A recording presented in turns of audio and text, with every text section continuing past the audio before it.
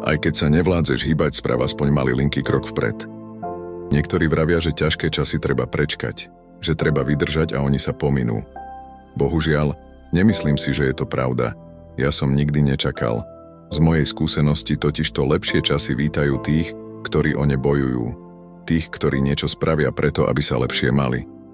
Uvedom si, že každý jeden krok vpred ťa oddiali od časov, ktoré zažívaš teraz a priblíži ťa k tým, ktoré zažívať chceš. Nečakaj teda, nepoddávaj sa ťažkostiam. Bojuj a kráčaj vpred. Kráčaj v ústrety lepším časom.